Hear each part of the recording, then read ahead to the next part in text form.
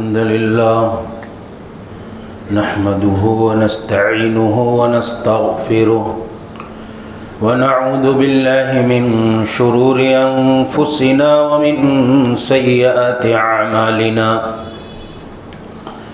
من يهده الله فلا مضل له ومن يضلل فلا هادي له وأشهد أن لا إله إلا الله وحده لا شريك له وأشهد أن محمدا عبده ورسوله يا أيها الذين آمنوا اتقوا الله حق تقاته ولا تموتن إلا وأنتم مسلمون يا أيها الناس اتقوا ربكم الذي خلقكم من نفس واحدة وخلق منها زوجها وبث منهما رجالا كثيرا ونساء واتقوا الله الذي تساءلون به والأرحام إن الله كان عليكم رقيبا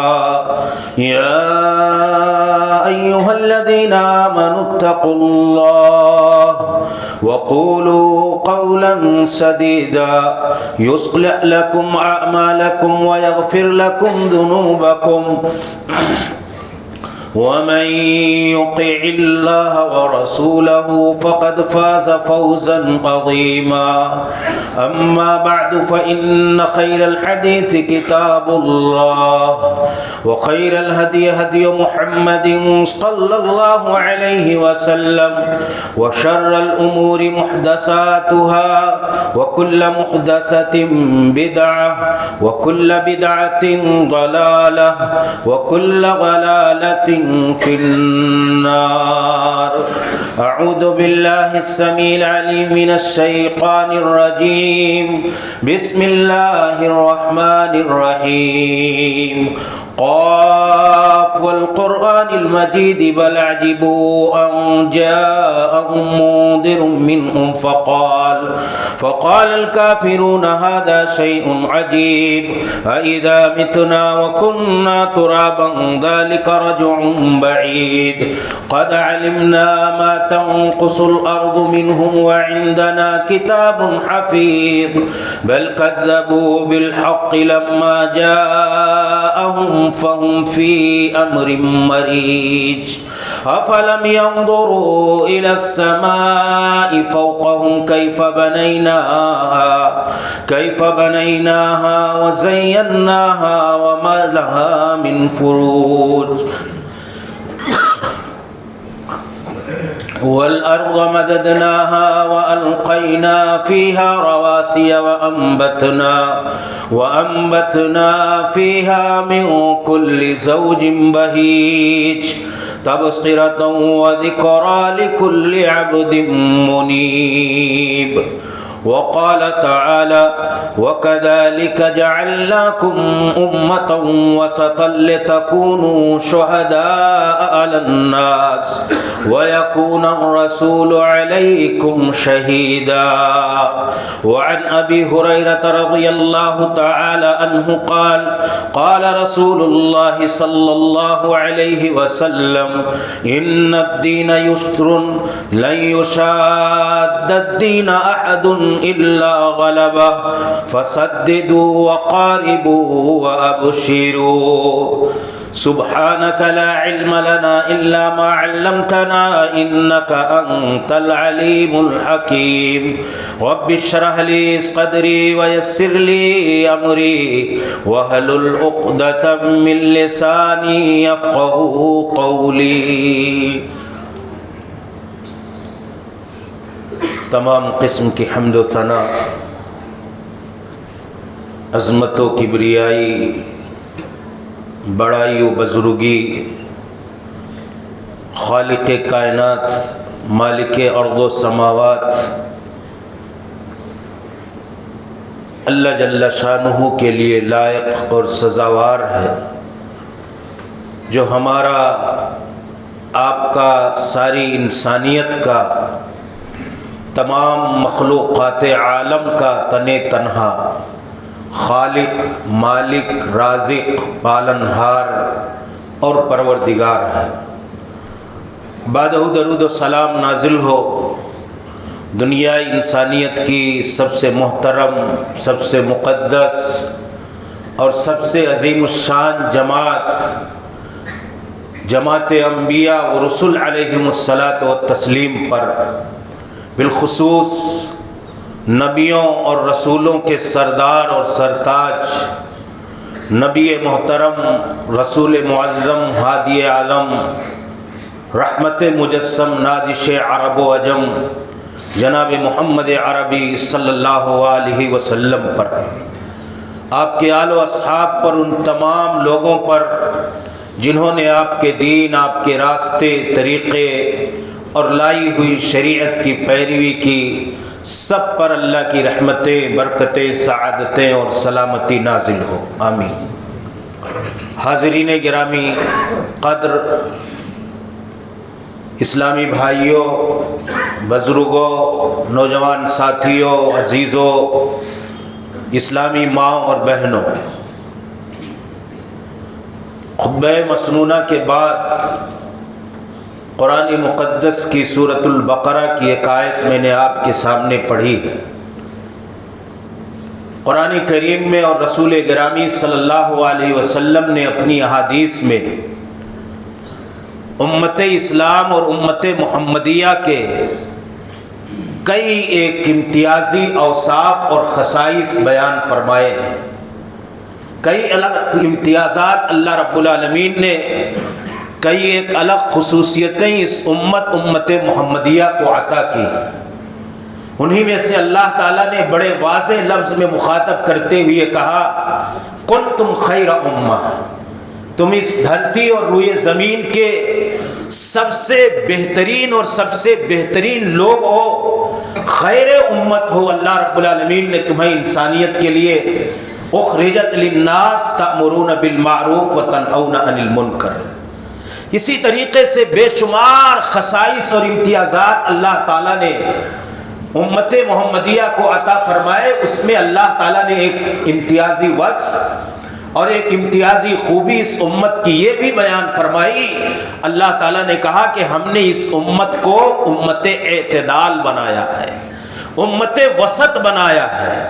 اس کا تمام معاملات میں طرز زندگی اور تمام شعبہ حیات میں تعامل اور برتاؤ میانہ روی اور اعتدال پر، توازن پر، وسطیت پر مبنی ہوگا۔ اللہ تعالیٰ نے کہا وَكَذَلِكَ جَعَلْنَاكُمْ أُمَّةً وَسَطًا لِتَكُونُوا شُهَدَاءَ عَلَى النَّاسِ وَيَكُونَ الرَّسُولُ عَلَيْكُمْ شَهِيدًا، کہ اے امت محمدیہ کے لوگوں، اے محمد صلی اللہ علیہ وسلم کی دعوت کو قبول کرنے والے، دراصل رسول اکرم کی امت کی دو قسمیں ہیں، ایک امت دعوت اور ایک امت اجابت۔ تو یہاں اللہ تعالیٰ نے امت اجابہ کو مخاطب کیا ہے، امت دعوت اس میں نہیں جن تک اللہ رب العالمین کا پیغام پہنچایا جانا ابھی باقی ہے، یا جن لوگوں نے اللہ کہ رسول صلی اللہ علیہ وسلم کی دعوت کو ابھی قبول نہیں کیا ہے، تو کہا کہ یہ امت اجابہ مراد ہے، یعنی جس نے رسول اکرم صلی اللہ علیہ وسلم کی دعوت کو، آپ کے پیغام کو، آپ کی تعلیمات کو قبول اور تسلیم کر لیا ہے۔ تو اللہ تعالیٰ نے اس کو مخاطب کر کے کہا کہ ہم نے تمہیں امت وسط یعنی درمیانی امت، اعتدال پر مبنی تمہیں شریعت اور طریقہ عطا فرمایا ہے، لِتَكُونُوا شُهَدَاءَ عَلَى النَّاسِ، تاکہ تم انسانیت کے لیے قیامت کے دن گواہ بن سکو۔ تو اللہ تعالیٰ نے یہاں جو امت کی، یہ امت میں بتا رہا ہوں کہ امت اجابہ، دعوت اس میں داخل نہیں ہے جن کو ابھی دعوت دی جانی باقی ہے، جن لوگوں نے اللہ کے رسول صلی اللہ علیہ وسلم کی لائی ہوئی دعوت کو قبول کر لیا ہے، تو اللہ تعالیٰ نے یہ خوبی اور یہ امتیاز اور یہ خصوصیت اور یہ اللہ رب العالمین نے الگ امتیازی حیثیت عطا فرمائی ہے کہ امت وسط بنایا ہے۔ آپ دیکھیں گے تو اسلام کی ساری تعلیمات، چاہے وہ عقیدے کے باب میں ہو، چاہے وہ اخلاقیات کے باب میں ہو، چاہے وہ عبادات سے متعلق ہو، چاہے وہ سلوک اور برتاؤ اور اخلاقیات سے متعلق ہو، اسلام سارے ادیان میں، شیخ الاسلام ابن تیمیہ رحمۃ اللہ علیہ کہا کرتے تھے کہ اسلام یہ ساری ملتوں میں، سارے ادیان میں ایک وسطیت کا، اعتدال کا، معتدل اور متوازن دین ہے، اور یہی اللہ رب العالمین کے ہاں سب سے پسندیدہ دین ہے۔ ان الدین عند اللہ الاسلام، اور اسلام میں جو سارے باطل فرقے پیدا ہوئے، گمراہ فرقے پیدا ہوئے، جنہوں نے الگ الگ طریقے سے راستہ اختیار کیا، ان میں سب سے زیادہ معتدل اور متوازن اور اعتدال اور درمیانی اور حق اور صراط مستقیم کے راستے پر جو چلنے والے ہیں وہ اہل السنہ والجماعہ،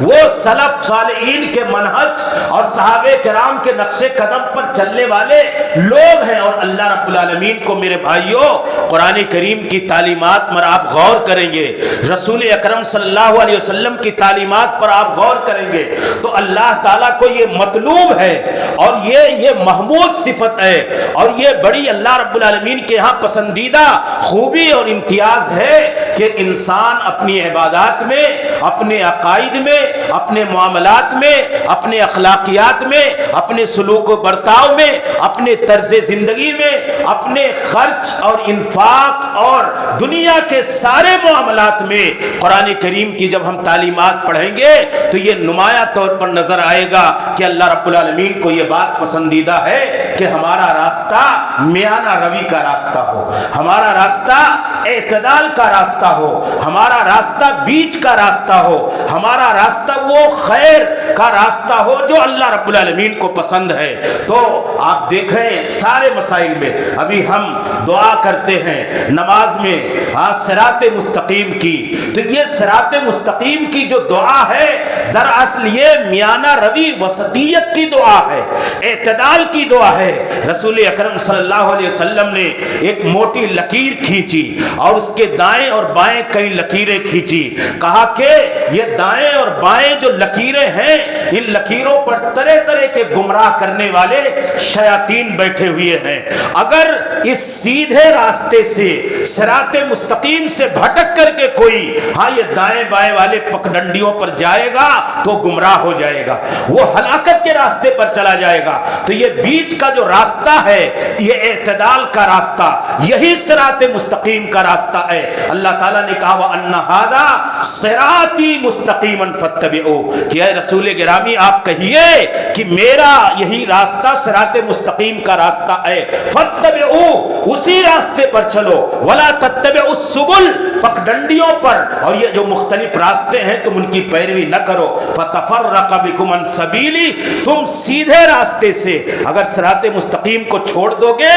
تو تم سیدھے راستے سے بھٹک جاؤ گے، تم گمراہ ہو جاؤ گے، ضلالت اور بددینی کا شکار ہو کر کے اپنی آخرت اور عقبہ برباد کر بیٹھو گے۔ تو اللہ تعالیٰ نے کہا فَاتَّبِعُوهُ یہ جو سیدھا راستہ ہے اسی کی پیروی کرو۔ یہ صراط مستقیم دراصل یہ وسطیت کا راستہ ہے، اعتدال کا راستہ ہے۔ آپ قرآن کریم میں ہر نماز میں، نماز کی ہر رکعت میں ہم اور آپ اور ہر مصلی اور صاحب ایمان اللہ تعالیٰ سے سورہ فاتحہ پڑھتا ہے، دعا مانگتا ہے۔ کیا دعا مانگتا ہے؟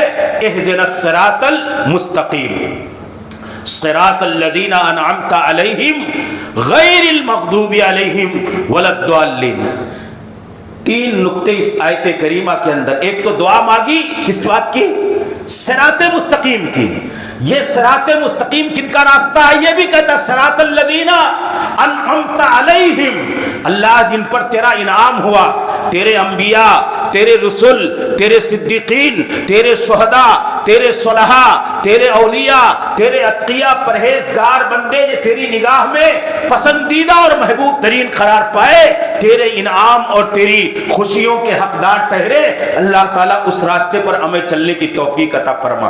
پھر کہتا ہے کہ صراط الذین انعمت علیہم، پھر وہیں آگے کیا کہتا ہے؟ غیر المغضوب علیہم ولا الضالین، کہ اللہ جن پر تیرا غضب ہوا ان کے راستے پر نہ چلا، اللہ جو گمراہ ہو گئے ان کے راستے پر نہ چلا۔ غضب کن پر نازل ہوا؟ یہودیوں پر۔ کیوں نازل ہوا؟ انہوں نے حد درجہ تفرید سے کام لیا۔ تفرید سے کیا؟ اعتدال کا راستہ چھوڑ بیٹھے، اپنے نبیوں کا قتل کرنے لگے، نبیوں کی توہین کرنے لگے، اللہ کی تعلیمات کے ساتھ انحراف کا راستہ اختیار کر ڈالا، ہٹ دھرمی کا شکار ہو گئے۔ اور یہ کیوں؟ یہ اعتدال کے راستے سے ہٹ کر کے کوتاہی اور تقصیر اور تفرید کے راستے پر چلے گئے۔ یہ یہود کے راستے سے اللہ بچائے۔ پھر اللہ تعالیٰ نے کہا وَلَضَّالِّینَ، گمراہ ہونے والے۔ یہ گمراہ ہونے والے کون لوگ ہیں؟ نصارہ۔ کیا گمراہ ہوئے؟ انہوں نے عیسیٰ علیہ السلام کو اللہ کا بیٹا قرار دے دیا، انہوں نے رہبانیت کو فروغ دیا اور کہا کہ اللہ کی عبادت کے لیے دنیا وغیرہ ترک کر دینا، سب کچھ اللہ ہی کے لیے ہونا چاہیے۔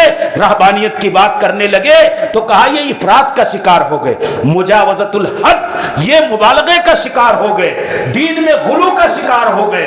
تو نہ اللہ تعالیٰ کو غلو کا راستہ مطلوب ہے، نہ اللہ تعالیٰ کو کوتاہی اور تقصیر کا راستہ مطلوب ہے۔ اللہ تعالیٰ کو جو صراط مستقیم کہا گیا، اعتدال کا راستہ مطلوب ہے، میانہ روی کا راستہ مطلوب ہے۔ اور یہ اعتدال بھی میرے بھائیوں، ہاں یہ اس لیے ہمیں جاننا اور سمجھنا ضروری ہے کہ آج اعتدال کے نام پہ بہت سارے لوگ، ایک صاحب نے مسلک اعتدال کا نام پر کتاب لکھی اور انہوں نے اعتدال کے نام پر ہاں اللہ کے رسول صلی اللہ علیہ وسلم کی حدیثوں کا انکار کر دیا مسلک اعتدال کے نام پہ۔ تو یہ بھی اعتدال کا میانہ روی کا جو لفظ ہے، اس کی جو اصطلاح ہے بڑی مظلوم اصطلاح ہے۔ آج کتنے لوگ فکر قرضاوی جو ان کی فکر اعتدال ہے، ہاں اس کے حامی اور اس کے سپورٹر اور دائی اور مناد ہیں، انہوں نے بھی اعتدال کے نام پر کتاب لکھی اور عوام الناس کو حکومتوں کے خلاف ایسے بھڑکایا کہ کتنی جانیں ہلاک اور تباہ و برباد ہو گئی۔ تو اسلام کے اندر وہ اعتدال مطلوب نہیں ہے، وہ اعتدال جو سنت اور شریعت کے مطابق ہو، وہ اعتدال جو صراط مستقیم کا اعتدال ہے، وہ اعتدال جو اہل سنہ کا اعتدال ہے۔ شیخ الاسلام ابن تیمیہ رحمۃ اللہ علیہ نے کہا کہ اسلام کا اعتدال آپ غور کرو تو نہ یہودیوں کی طرح ظلم ہے، نہ جبر ہے، اور ایک وسط اللہ تعالیٰ نے جو کہا کہ ہم نے امت وسط بنایا ہے، یعنی ایک تو درمیانی، وسط کے معنی ہوتے درمیانی میانہ روی، دوسرے وسط کے معنی اللہ کے رسول نے کہا عدل، عدل عدلن، ہاں کہ انصاف کے معنی میں، یعنی وہ حقیقت میں انصاف پر مبنی راستہ ہو، وہ درمیانی بھی ہو، اور سنت انصاف کی بنیاد کیا ہے؟ اللہ رب العالمین کی تعلیمات اور رسول اکرم صلی اللہ علیہ وسلم کی سنتیں ہیں۔ تو کہنے کا مطلب یہ، اور تیسری چیز اعتدال کے لیے یہ ہے کہ وہ خیر ہو، شر نہ ہو۔ اب آپ اعتدال کے نام پہ حدیثوں کا انکار کر بیٹھے۔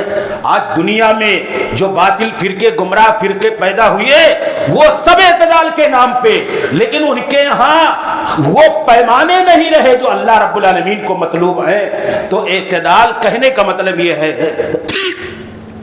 کہ اللہ رب العالمین کے ہاں میانہ روی، وسطیت، توازن، بیچ کا راستہ، یہ اللہ رب العالمین کو مطلوب ہے۔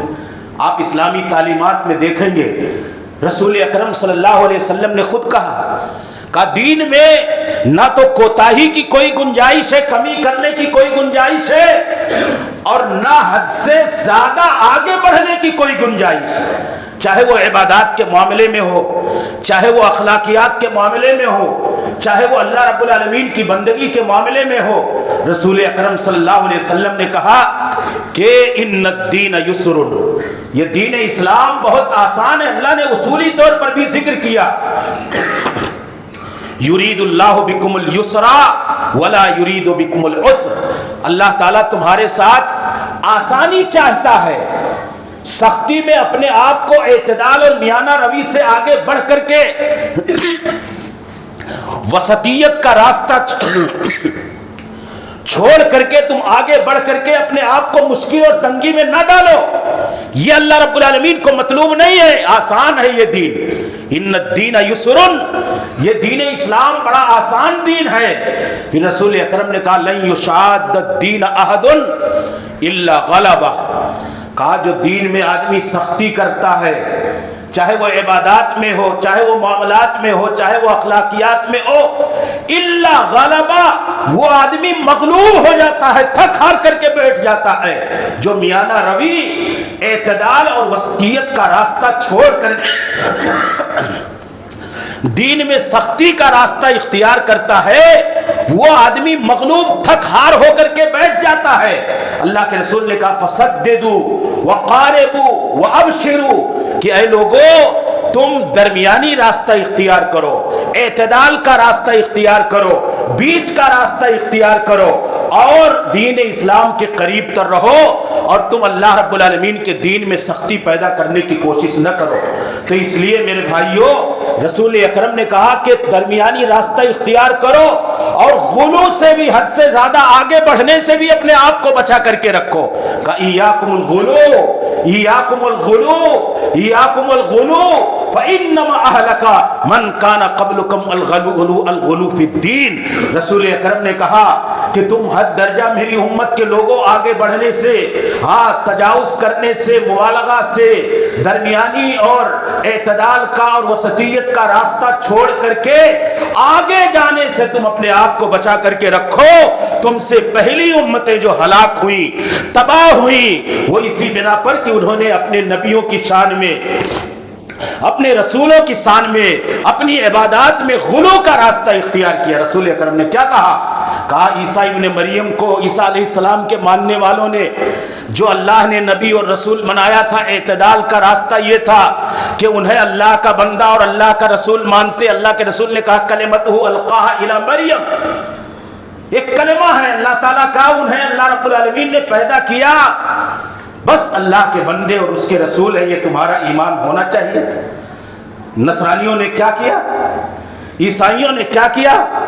اعتدال کا راستہ چھوڑ کر کے مبالغے کے راستے پر چلے گئے اور انہیں اللہ کا بیٹا قرار دے دیا۔ اللہ کے رسول نے کہا لا تطرونی کما طرت النصارى، کہ اے میری امت کے لوگوں میرے بارے میں تم غلو کا راستہ مت اختیار کرنا۔ میرے بارے میں جیسا عیسیٰ ابن مریم کے تعلق سے ان کے ماننے والوں نے، آج ہمارے بھائی لوگ جو گمراہ ہیں، رسول اکرم کو اللہ کے درجے میں لے جا کر کے انہوں نے کھڑا کر دیا، انہوں نے اعتدال کا راستہ چھوڑ دیا عقیدے کے باب میں۔ رسول اکرم کے بارے میں سنت کا، شریعت کا، کتاب اللہ کا اور آپ کی تعلیمات کا خلاصہ کیا ہے کہ کیا عقیدہ رکھا جائے، آپ کی شان اطہر اور ذات اقدس کے حوالے نے انہوں نے غلو کا، اعتدال کا، میانہ روی کا راستہ چھوڑ کر کے غلو کا راستہ اختیار کیا۔ عالم الغیب بنا بیٹھے، حاضر و ناظر بنا بیٹھے، بشر تھے ایک عام انسان کی طرح نہیں، افضل البشر، ساری انسانیت کے سردار تھے، لیکن میانہ روی کا، اعتدال کا، شریعت کا، سنت کا راستہ چھوڑ کر کے مبالغے کے راستے پر گئے۔ جیسا عیسیٰ ابن مریم نے، ان کے ماننے والوں نے عیسیٰ ابن مریم کو اللہ کا بیٹا قرار دے دیا اور انہیں اعلیٰ درجے پر لے کر کے چلے گئے۔ آج ہمارے بھائیوں نے بشر کے بجائے نور قرار دے دیا۔ تو یہ اعتدال کا راستہ نہیں ہے، سنت و شریعت کا راستہ نہیں ہے کہ اللہ کے رسول نے کہا کہ میں انا عبداللہ و رسول، میں اللہ کا بندہ ہوں، اللہ کا رسول ہوں، مجھے اتنا مانو، میری یہ برتری ہے، میرا یہ مقام، میری یہ عظمت، میری یہ حیثیت ہے کہ میں عام انسانوں سے ہٹ کر کے سارے نبیوں اور رسولوں کا سردار اور سرتاج ہوں۔ تو میرے بھائیوں آپ جب غور کریں گے، رسول اکرم نے کہا کہ عبادات کے معاملے میں، بندگی کے معاملے میں، عقیدے کے معاملے میں، سارے معاملات میں ہماری دین کے اندر اعتدال کا راستہ ہے۔ آپ دیکھو اہل السنہ اسلام کا راستہ تو اعتدال کا ہے ہی۔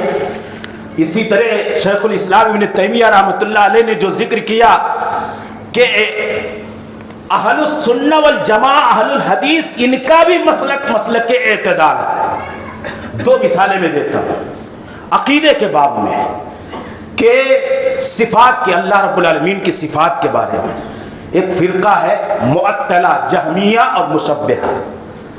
معطلہ انہوں نے کہا کہ اللہ کے سارے صفات کا انکار کر بیٹھے، کوئی صفت ہے ہی نہیں اللہ رب العالمین کی۔ اور مشبہہ نے کہا جیسے ہمارے کان ویسے اللہ کا کان، جیسے نعوذ باللہ جیسے ہماری آنکھیں۔ انہوں نے کیا کہا؟ صفات کا اس بات تو کیا، مانا تو کہ اللہ کی صفات ہے لیکن عام تمثیل کے ساتھ، لیکن اہل السنہ والجماع نے کیا کہا؟ نہ تو صفات الہی کا انکار کیا اور نہ ہی اللہ رب العالمین کی صفات کو عام انسانوں کی صفت کے مشابہ قرار دیا، کہا بلا تکییف، بلا تمثیل، بلا تعطیل اور بلا تحریف کے ہم اللہ رب العالمین کی صفات کو مانتے ہیں۔ یہ اہل السنہ والجماعہ کا عقیدہ۔ ایک طرف صفات کا انکار ہے، ایک طرف جہمیہ کا مشبہہ کا عقیدہ یہ ہے کہ صفات تو ہیں لیکن میری طرح، اور اللہ تعالیٰ نے کہا اعتدال کا راستہ کیا ہے، جو اہل السنہ والجماعہ کا راستہ ہے کہ اللہ کی صفات کی مثال ہمارے لیے لم یکن لہ کفوا احد لیس کمثلہ شیء، یہ اصولی بات ہے۔ تو ہم اللہ کی صفات کے حوالے سے اس کے صفات کو عقیدے کے باب میں مانتے تو ہیں، یہ اہل السنہ کا اعتدال ہے۔ عقیدے کے باب میں ان کی میانہ روی اور وسطیت ہے، اور یہی اللہ رب العالمین کو مطلوب ہے۔ وعد و وعید کے باب میں آپ دیکھ لیں، خوارج کیا کہتے ہیں کہ اگر گناہ کبیرہ کر جائے ایک مومن تو یکفرون مرتکب الکبیرہ۔ خوارج کا عقیدہ کیا ہے؟ دین اسلام سے خوارج اسی سے، کبیرہ گناہ کرنے والا خارج از اسلام ہے، وہ کافر ہو گیا، دین سے نکل گیا، بڑا گناہ کرنے والا۔ اور ایک دوسرا فرقہ مرجئیہ ہے، کہتا ہے لا یضر مع الایمان الذنوب، اگر آدمی مومن ہے تو گناہ سے کوئی فرق ہی نہیں پڑتا۔ یہ دونوں ڈس بیلنس ہیں۔ ایک کہتا ہے کہ اگر گناہ کر بیٹھے تو آپ کافر ہو گئے، ایک کہتا ہے ایمان ہے تو گناہ کرتے رہو کرتے رہو کرتے رہو، کوئی فرق نہیں پڑتا۔ اہل السنہ والجماعہ کیا کہتے ہیں؟ کہتے ہیں کہ بڑا گناہ کرنے سے آدمی کافر نہیں ہوگا، لیکن وہ اللہ رب العالمین کا نافرمان قرار پائے گا، وہ دین اسلام کے اصولوں پر کھرا نہیں اتر رہا ہے، وہ فاسق ہے اللہ رب العالمین کی نگاہ میں، اور ایمان کے ساتھ اس کا گناہ اسے نقصان پہنچاتا ہے، اس کا ایمان، اس کی آخرت، اس کا عقبہ، اس کی دنیا، یہ ساری چیزیں متاثر ہوتی ہیں۔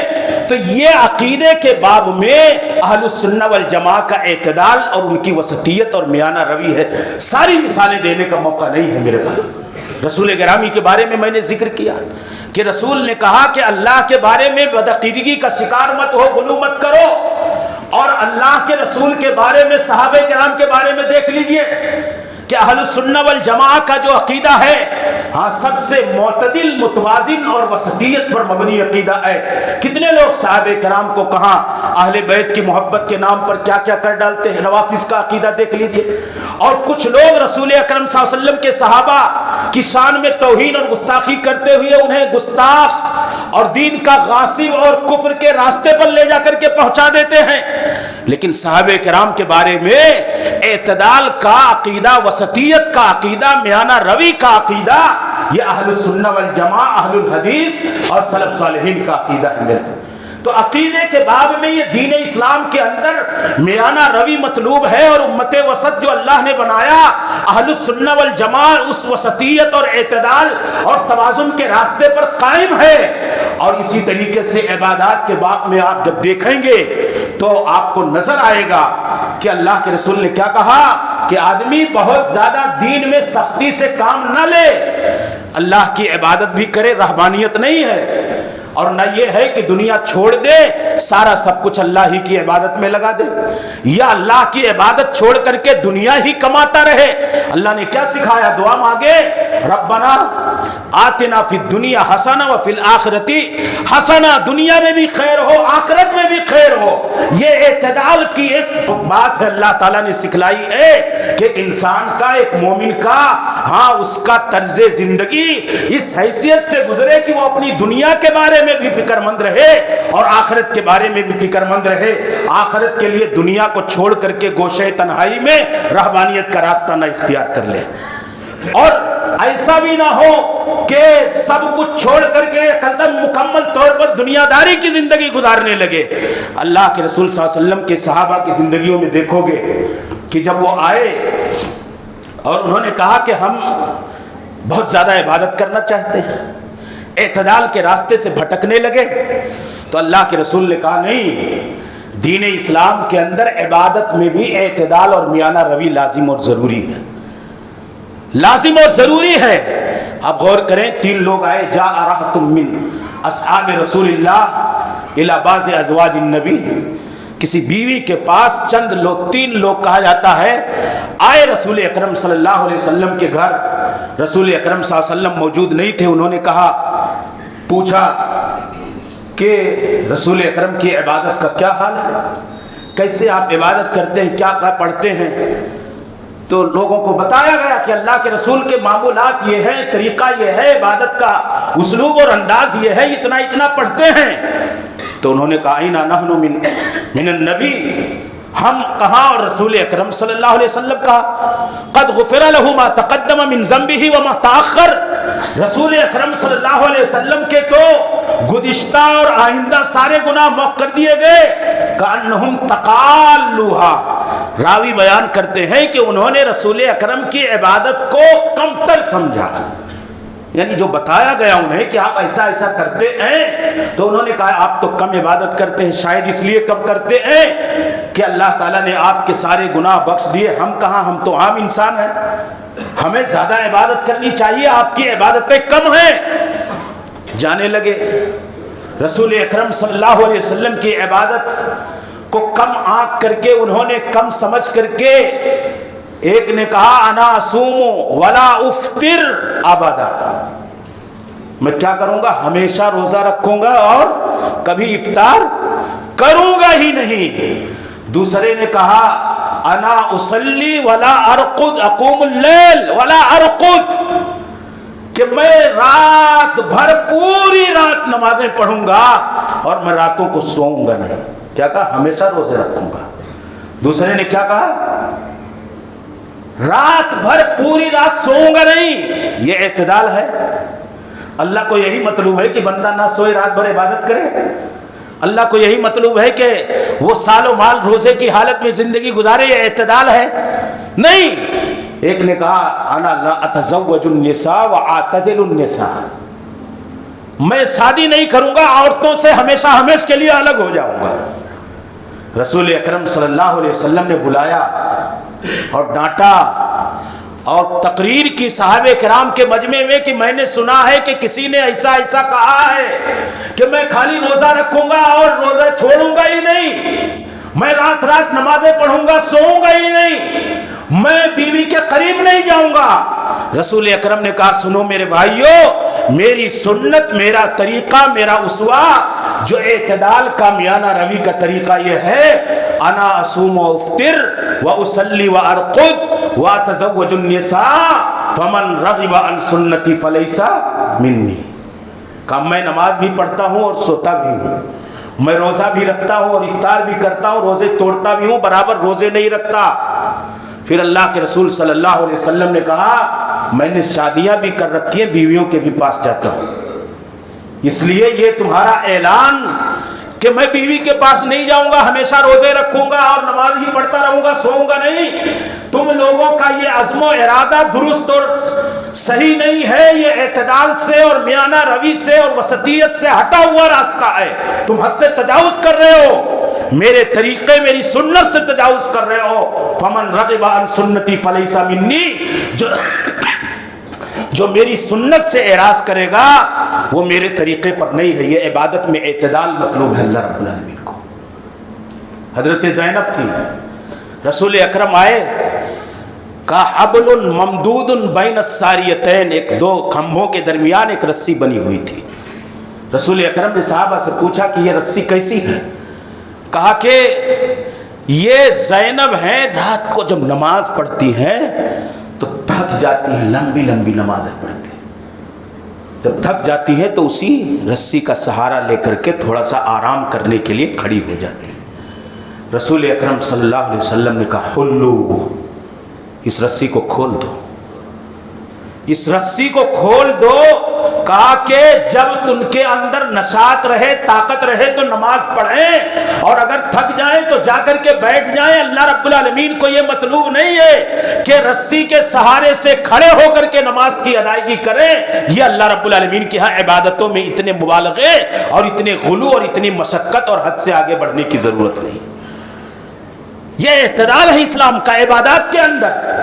کہ انسان اللہ کی عبادت بھی کرے، اپنے آپ کو آرام بھی دے، راحت بھی دے، کھائے بھی، پیے بھی، سوئے بھی، دنیا بھی کمائے، آخرت بھی کمائے، اور ساری چیزوں کے لیے راستہ اختیار کرے، یہ اللہ رب العالمین کو مطلوب ہے۔ یہ مطلوب نہیں ہے کہ آدمی سارے کے سارے حالات اللہ رب العالمین کی عبادت ہی میں گزارتا ہے۔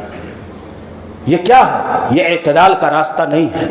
حضرت ابو الدرداء تھے، سلمان فارسی تھے، دونوں کے درمیان اللہ کے رسول صلی اللہ علیہ وسلم نے بھائی چارگی کروائی، مواقعات کروائی۔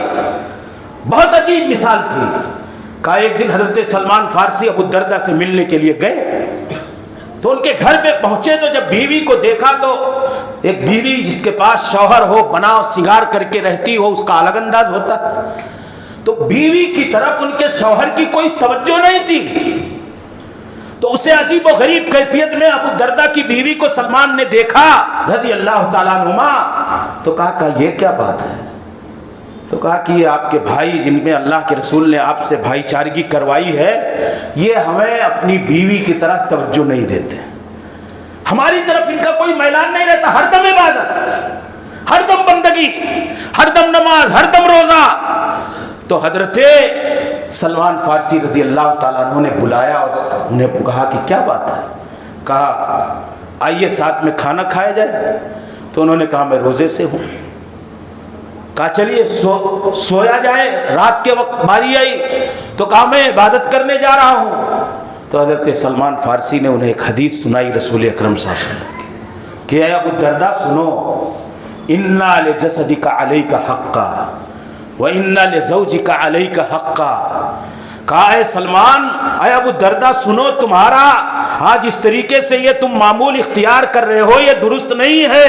کہا اِنَّا لِنَفْسِكَ عَلَيْكَ حَقًّا، تمہارے اپنے بدن کا بھی تمہارے اوپر ایک حق ہے کہ یہ نہیں دن بھر روزہ رکھو، رات بھر عبادت کرو، بیمار ہو جاؤ، کمزور ہو جاؤ، پریشان حال ہو جاؤ، تمہارے اپنے بدن اور باڈی کا بھی تمہارے اوپر ایک حق ہے، اللہ کی عبادت کے ساتھ اسے بھی ادا کرنا، یہ اعتدال کا راستہ ہے۔ پھر کہا وَإِنَّ لِأَهْلِكَ حَقًّا عَلَيْكَ حَقًّا، تمہارے اہل و عیال کا بھی، بیوی نماز پڑھو، بچے ہیں، ان کے ساتھ اٹھنا بیٹھنا، بات چیت کرنا، ان کی ضروریات پوری کرنا، یہ عبادت میں غلو، یہ نہیں اللہ تعالیٰ کو اچھا لگا کہ کوئی بندہ ہمیشہ عبادتیں کرتا رہے، تو یہ عبادات میں اعتدال کی تعلیم دی گئی۔ پھر انہوں نے کہا وَلِجَسَدِكَ عَلَيْكَ حَقًّا، تمہارے بدن کا حق ہے، وَلِرَبِّكَ عَلَيْكَ حَقًّا، تمہارے رب کا بھی حق ہے، فرض نمازیں پڑھو، نفلی نمازیں پڑھو، وَآتِ كُلَّ ذِي حَقٍّ حَقًّا، اور ہر آدمی کو اس کا حق ادا کرو۔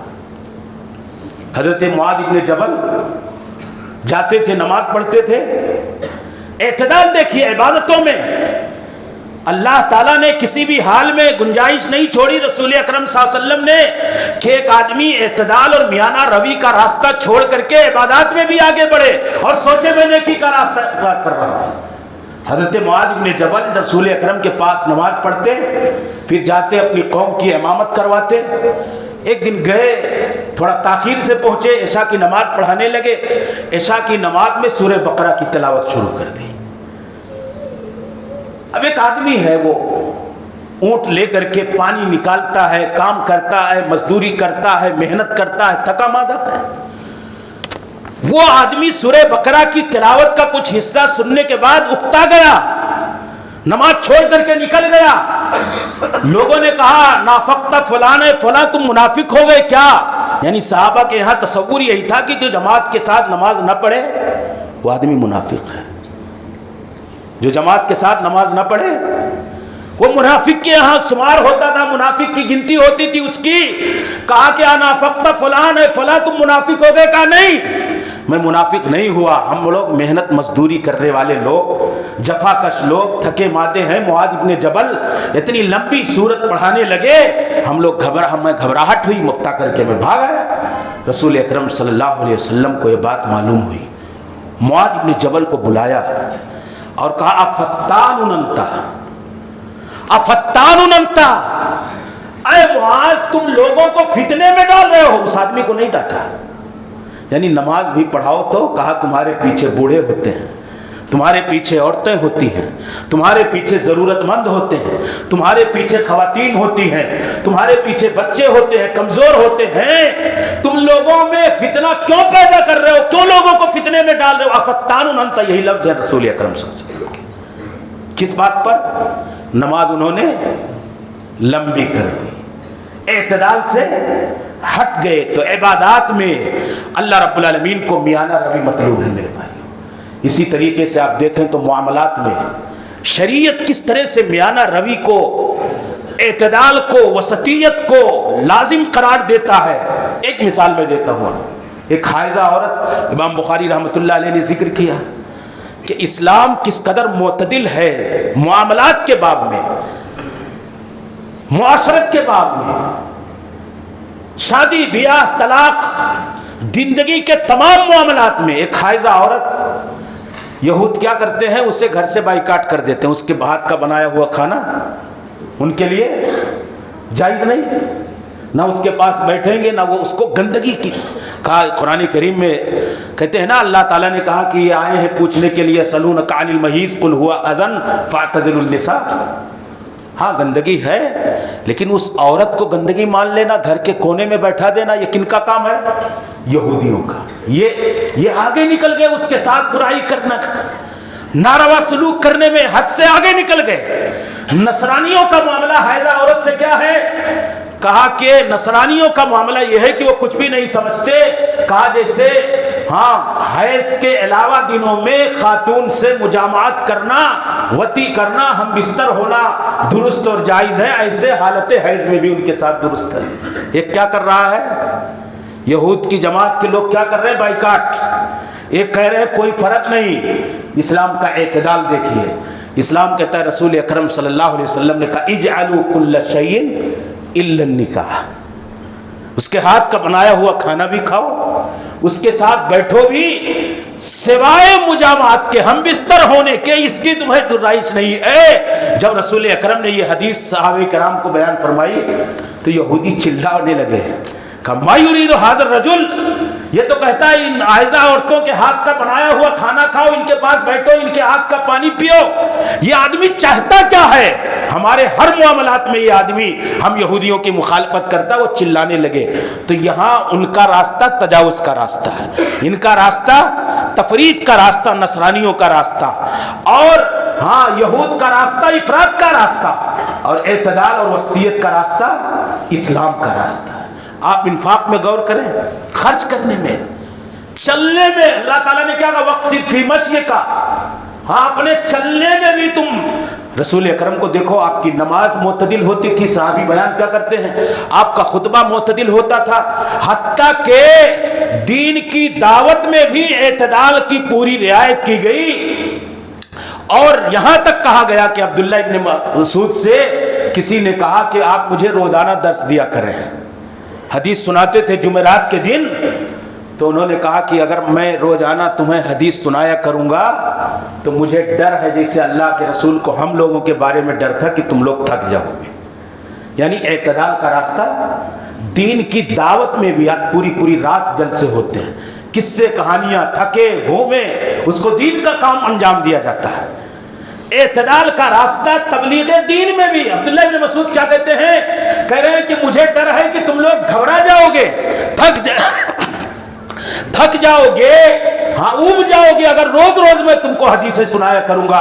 تو اللہ کے رسول کے بارے میں اسی لیے کہا جاتا ہے کہ کانت صلاتہ قصدا وکانت خطبتہ قصدا، آپ کی نماز بھی معتدل ہوا کرتی تھی، آپ کا خطبہ بھی معتدل ہوا کرتا تھا، اور آپ کا طریقہ بھی اعتدال اور میانہ روی پر ہوا کرتا تھا۔ اسی طریقے سے میرے بھائیوں، آپ دیکھیں انفاق، ایک بات کہہ کر کے اپنی بات ختم کر دیتا ہوں کہ ایک انسان کو اگر خرچ کرنا ہو تو اللہ تعالیٰ نے یہ بھی نہیں کہا کہ آدمی اپنا سارا کا سارا مال لٹا دے، اور یہ بھی پسند نہیں ہے کہ ایٹ کر کے رکھے۔ یہ پسند ہے؟ بخل اللہ کو پسند ہے؟ نہیں، پورا لٹا دے وہ اللہ کو پسند ہے۔ کھانے پینے میں بھی اللہ نے کہا کہ کھاؤ پیو، اسراف نہ کرو، تبذیر نہ کرو۔ بڑی ساری مثالیں ہیں میرے بھائیوں اعتدال کے حوالے سے۔ تو اللہ تعالیٰ نے کہا کہ خرچ کے باب میں بھی اعتدال اور میانہ روی کا راستہ اختیار کرنا ہے۔ نہ تو ایسا کرو کہ اپنا ہاتھ ایٹ کر کے روکے رہو، جو بھی کچھ ہے کسی کو دینا ہی نہیں ہے، اور نہ ایسا کرو کہ خود محتاج ہو جاؤ، سارا مال دوسرے کو لٹا دو. اعتدال کا میانہ روی کا, ضرورت بھر لوگوں کا خیال کرو, اپنی بھی رعایت کرو. ولا تجعل يدك مغلولة الى عنقك ولا تبسطها كل البسط. کہا نہ تو اپنے ہاتھ اپنی گردن تک باندھ کر کے یعنی بخیل ہو جاؤ, اور نہ اتنا کھول دو کہ ایک دم کھول دو پورا ہاتھ. اللہ تعالیٰ نے کہا کہ اگر فتقعد ملوما محسورا, اگر ایک دم کھول دو گے تو ہو سکتا ہے تم نقصان میں بیٹھ جاؤ. پھر اللہ نے اہل ایمان کی صفت بیان فرمائی کہ اہل ایمان اعتدال کے راستے پر ہوتے ہیں, نہ تو ایک دم ہاتھ روک کر کے رکھتے ہیں اور نہ ایک دم زیادہ خرچ کرتے ہیں کہ خود پریشان ہو جائے. والذین اذا انفقوا لم یسرفوا ولم یقتروا وکان بین ذلک قواما. والذین انفقوا اذا انفقوا لم یسرفوا. اہل ایمان کی خوبی بیان کرتے ہوئے اللہ نے ذکر کیا ہے کہ جب یہ خرچ کرتے ہیں تو نہ تو اسراف سے یعنی بے دریغ خرچ کرتے ہیں کسی بھی چیز میں, شادی میں, بیاہ میں, کپڑے میں, کھانے میں, گھر میں, زندگی کے تمام لازمات میں. ولم یقتروا, اور نہ ہی بہت زیادہ کنجوسی اور بخیلی سے کام لیتے ہیں. اعتدال لباس میں, گھر میں, شادی میں, بیاہ میں, بچوں کی پرورش اور پرداخت میں, زندگی کے سارے طرز و انداز میں اللہ تعالیٰ نے کہا یہ اسراف بھی نہیں کرتے اور نہ بہت بخیلی اور کنجوسی کے کام لیتے. وہ کانا بین ذالک قواما. یہ اہل ایمان کی صفت ہے کہ اس کے بیچ میں میانہ روی اور اعتدال اور توازن اور بیلنس کا جو راستہ ہے یہ اختیار کرتے ہیں. تو آپ اسلام کو دیکھیں گے تو اخلاقیات کے باب میں یہ بڑا عظیم اور بڑا وسیع موضوع ہے میرے بھائیوں کہ اسلام کے اسلام کی تعلیمات میں اعتدال اور میانہ روی کے مظاہر کتنے نمایاں طور پر نظر آتے ہیں. تو یہ اعتدال میں نے بتایا کہ یہ عدل سے ہے, یعنی انصاف کے ساتھ ہو, بیچ کا راستہ حق کے ساتھ ہو, خیر کے ساتھ ہو, اور سب سے بڑا عقیدے کے باب میں اعتدال صراط مستقیم کا راستہ ہے جس کی ہم دعا مانگتے ہیں, اور وہ رسول اکرم کا راستہ ہے. یعنی سنت اور شریعت, یہی ہمیں اعتدال کے راستے پر اللہ تعالیٰ نے ہمیں امت وسط بنایا ہے. اور اگر اعتدال کا راستہ ہمیں اختیار کرنا ہے تو سب سے بہترین اسوہ, سب سے بہترین طریقہ, سب سے بہترین طرز زندگی اور سب عقیدے کے باب میں, عبادات کے باب میں سب سے بہترین سنت اور شریعت رسول اکرم صلی اللہ علیہ وسلم کی سنت ہے. اس لیے میرے بھائیوں ہم اپنی زندگیوں میں یہ جو مبالغے کی عبادات میں یا عقیدے میں جو مبالغہ اور حد سے زیادہ بڑھنا یا اسی طریقے سے صحابہ کی تنقیص, یہ تفریط ہے.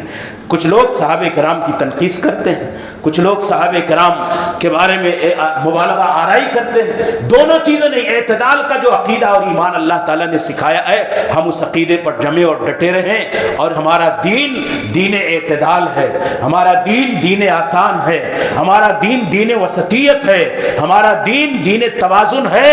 ہم اپنی زندگیوں میں زندگی کے ہر معاملات میں, خواہ وہ عبادات ہو, معاملات ہو, اخلاقیات ہو, طرز زندگی ہو, گھر کے اندر اور باہر, سماج اور سوسائٹی میں, مسجد میں, ہر جگہ میانہ روی اور اعتدال کی زندگی گزاریں. یہی سب سے بہترین راستہ ہے, خیر کا راستہ ہے, بھلائی کا راستہ ہے, سعادت اور کامیابی کا راستہ ہے, اور اسی میں بھی ہمارے لیے خیر ہے. اللہ تعالیٰ سے دعا ہے کہ الہ العالمین ہم مسلمانوں کو دین کو اللہ تعالیٰ نے جو دین وسطیت بنایا ہے اس دین اسلام کے اعتدال اور اس کے فکر اعتدال کو سمجھ کر کے اپنی زندگیوں میں نافذ کرنے کی توفیق عطا فرمائے.